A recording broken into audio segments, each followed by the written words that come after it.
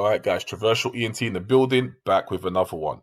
All right, let's talk about this, yeah? The controversial side of the Tyson Fury versus Dillian Whyte fight, because there is a slight controversial side to this fight. All right? Now, I don't know what's going to happen about it. I don't think anything will happen with it. Um, Tyson Fury is not going to fight Dillian Whyte again. I don't see that at all. And to be honest with you, he doesn't need to. And if Dillian Whyte was to get into the ring with Tyson Fury 5 times, he'd probably suffer the same fate 5 times, most likely. All right, I'm just giving you my honest opinion. But Dillian Whyte complains about the way that fight ended, and there is some validity to that. And unfortunately, there is. Yes, there is. Yeah, whether you want to accept it or not, it is a fact. Now, would it have changed anything? Most likely not. But there is validity to what he is complaining about, to his grievance, right? And what is that? Round 6, I know a few videos on the internet got it down as round 7, but it's actually round 6 this fight came to a conclusion. In round 6, when, what's his name? When Tyson Fury lands the uppercut on Dillian Whyte, clean shot, he lands it on Whyte. He catches Whyte clean. Correct. Was Dillian Whyte out on his feet at that point? We don't know. All right. Dillian Whyte says he caught me with a great shot, brilliant shot. He caught me clean. Bam. He buzzed me. And that's a fact. Dillian Whyte was most certainly buzzing. That was visually evident. But then Whyte says, I was gathering my senses, trying to collect my senses, as most fighters do when they're heavily rocked. Now, some might argue Dillian Whyte was out on his feet. At that precise moment he caught the uppercut, we do not know that for a certainty. But here's what did happen that led to Dillian Whyte being out on his feet. Was immediately after that uppercut, Tyson Fury pushed Dillian Whyte, two-handed push straight to the ground. This is illegal in boxing. You are not allowed to push a fighter two-handed on the ground. Now, I want to tackle this a little bit, yeah, because I've heard comments of people saying, "Oh, he was doing Dillian Whyte a favor. He didn't want to, administer more punishment on Dillian Whyte. Therefore, he pushed him on the ground to basically uh, um, uh, spare him of further punishment." This is absolute garbage. Fighters are not in there feeling sorry for other fighters and trying to spare them punishment when the other fighters come and take your head off. Yeah, anyone that believes that, you're a clown. All right, that's nonsense. Now let me put this out there before I say any more. First of all, I'm taking nothing away from Tyson Fury. He fought a brilliant fight, right, and it was a fantastic victory.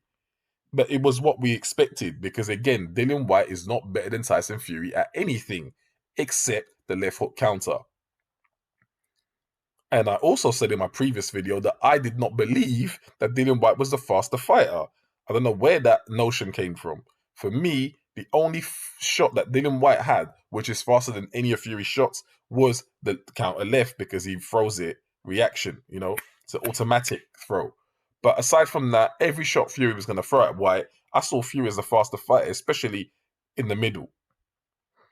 And I also said, if there's one place Dillian Whyte does not want to be in this fight, it's in the center of the ring. Where did Dillian Whyte get dropped? In the center of the ring. Like, there's people that know boxing and there's people that really know boxing, you understand? But anyway, back to the controversial issue at hand, right? When Tyson Fury pushed Dillian Whyte after the uppercut, what should have happened is he should have got warned for that. It should not have been classed as a knockdown. I know it sounds controversial, but it should not have been classed as a knockdown. Let me just say this, yeah? It wouldn't have changed anything because Dillian Whyte was going to be stopped one way or another. Whether it was going to be stopped the minute within the next 2 or 3 more shots after that uppercut, that's probably what would have happened. But bottom line is, Fury was going to win that fight. So I don't want to see the fight again. Fury gets the victory. I'm not going to cry about it. But Dillian Whyte made an argument, and it's one that's worth exploring. So what should have happened is the referee should have called that a no knockdown because Fury pushed Whyte with 2 hands on the ground. That is not a knockdown, people. And if you don't know boxing, understand it. It's not a knockdown. It's illegal to push someone with 2 hands on the ground. Amir Khan used to have a habit of doing that. He would throw his combination and then push the fighter away from him. Or the fighter would get close and Amir Khan would push him away because Amir Khan didn't like the pressure. And he was always warned for doing it. Tyson Fury uppercuts a guy, pushes him to the ground, doesn't get a reprimand. This is ridiculous. I didn't think the ref did a fantastic job of refereeing the fight, to be honest with you, because again, Dillian Whyte was putting his forearm to Tyson Fury, and yeah, he was getting a little telling off, but he should have got something stern up, potentially even a point deducted, to be very honest with you, right? Tyson Fury at some point were leaning on Dillian Whyte, bringing his head down. You know, the referee did tell him off for that. So the referee had his work cut out for him, but the Tyson Fury pushed Dillian Whyte on the floor. That is not a knockdown, people. It's not. It is not a knockdown. All right. So this whole notion of Tyson Fury knocks out Dillian Whyte with one punch, it's not correct. When Dillian Whyte fell to the floor, his head could have hit the canvas. Whether it did or didn't doesn't really matter. His whole body dropped on the floor violently, and that is considered almost as a hit, because the concussion you're going to suffer from that, the impact from that, is the same thing as a blow to you.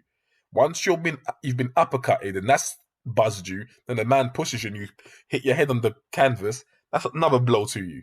So really it's two blows, and then you got a referee counting in your face or close enough, counting loud. So now you're not only buzzed, potentially concussed, but now you're hearing the countdown. You know your time is about to fade and you're about to lose the fight. So Dillian Whyte tries to get up. In my opinion, I won't say too fast, because he did kind of like stagger on the floor for a while, then he lifted himself up, but he was severely buzzed at this point, all right? He should have been allowed, yes, Dillian Whyte should have been allowed extra time. That is true. This is a unification fight for something that he's waited for a very long time. He's entitled to it.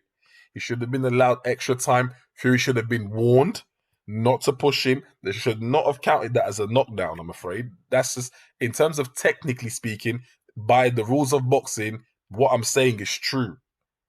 And then what should have happened is, once Dillian Whyte got that extra recovery, because he needed it, they should have continued the fight, by which time Fury would have tried to finish Whyte off. And there was literally about a second or two, I don't know exactly how many seconds, maybe 3 seconds left or whatever of the fight, of that round. The bell was going to go off. Dillian Whyte was supposed to be saved by the bell. That's what was supposed to happen. Now, would he have had enough time to have recovered, during the break, to come back out for round 7 and be competitive? Probably not, to be honest with you. I don't think he would have got his legs back that quick.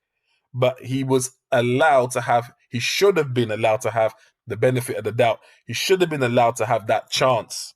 The fact that he didn't get given that chance is not cool. It's not, for a man who's waited how long for this opportunity. But I'm not surprised. And again, as I said, ultimately, Tyson Fury had the beating of Dillian Whyte. Ultimately, Tyson Fury had put on a difficult challenge for Whyte. Whyte could not figure out Fury. And I don't see it going any other way, but it is what it is, right? But Dillian Whyte is right. I want to make that clear. It's not an excuse, as some people want to throw out there. He makes a point. He has got a legitimate argument in that it was illegal how Tyson Fury won that fight. It was not legal, guys. It was not. It was beautiful to watch. For us as spectators, we enjoyed it. And it is a chaos going to go down in Tyson Fury's record, no doubt, because he won the fight based on that. But it was illegal, guys. There's no argument about that. Controversial ENT, it is what it is. Let me know your thoughts down below. I'm out. Peace out.